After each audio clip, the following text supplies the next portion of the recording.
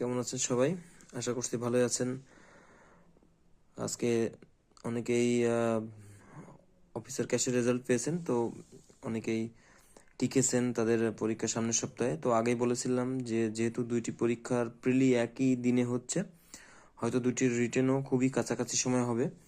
তো এক সপ্তাহের ব্যবধানে আপনারা মানে রিটেনের নোটিশ পেয়ে গেলেন যে 27 তারিখ।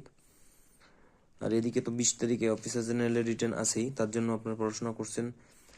তো আমি আপনাদেরকে প্রতিদিন যে ধারাবাহিক ফোকাস, আপনাদের গুরুত্বপূর্ণ ফোকাসগুলো আমি পেজে আপলোড করছি। তো আজকেও হচ্ছে এলডিসি থেকে উত্তরণ ফলাফল সম্ভাবনা চ্যালেঞ্জ বাংলাদেশের। এটি কিন্তু বর্তমানে খুবই আলোচিত এবং যথেষ্ট একটি গুরুত্বপূর্ণ ফোকাস, যে আসার মতো। তো আমি নর্মালি হচ্ছে ফোকাসগুলো একটু 6 বা 7 পেজ করে দেওয়ার চেষ্টা করি, এবং এটাতে এমনভাবে আমি লেখার চেষ্টা করেছি যেটাতে আপনার হচ্ছে প্রিলিও কিছু কিছু প্রিলির কোশ্চেনও এটাতে যাতে চলে আসে, আপনি একসাথে দুই কাজ হয়।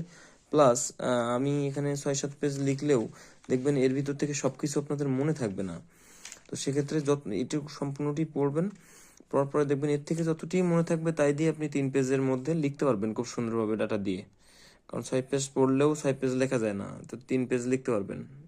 যদি 3 পেজই দিই তাহলে দেখবেন আরো লিখতে পারছেন 1 পেজ বা 1.5 পেজ। এই জন্য আমি এটা দেওয়ার চেষ্টা করেছি, এবং সবচেয়ে বেশি মানে ইম্পর্টেন্ট বিষয় হলো যে আমি কিভাবে আসলে সকল টপিকসগুলো আমি সাজিয়ে তুলেছি, এটি একটু খেয়াল করবেন, বিশেষ করে যারা নতুন আছেন। ধরেন দেখেন এলডিসি থেকে উত্তরণ ফলাফল সম্ভাবনা চ্যালেঞ্জ, মানে এটি বাংলাদেশের হিসেবে ধরতে হবে। তো প্রথমে একটি যে ইউনাইটেড নেশনের একজনের কথা দিয়ে আমি শুরু করছি, যে একটা উক্তি দিয়ে, LDC graduation is not the end of development but the beginning of a new এরা of strategic readiness and competitive resilience. তো এটা দিয়ে শুরু করলাম, তারপরে এলডিসি কি এটা দেখানোর চেষ্টা করলাম, এবং এলডিসির উত্তরণটা কিভাবে হয়, হ্যাঁ, এবং উত্তরণটা কারা করে। এই যে এইখানকার যে জিনিসগুলো, যে কমিটি ফর ডেভেলপমেন্ট পলিসি, যে অর্থনৈতিক ও সামাজিক পরিষদ জাতিসংঘের, ইকোসাক বলে, এই ইকোসাকের অধীনে যে সিডিপি আছে, যে কমিটি ফর ডেভেলপমেন্ট পলিসি, এরা মূলত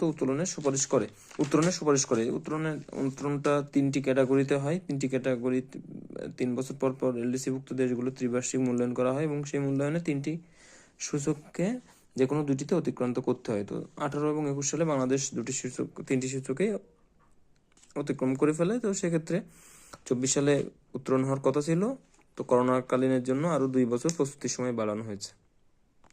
তো এভাবেই কোন সূচকের এলাবোরেশন অ্যাব্রিভিয়েশনটা কি এবং কোন সূচক কোনটিকে নির্দেশ করে এটি লিখেছি, এলডিসির সুবিধাগুলো লিখেছি।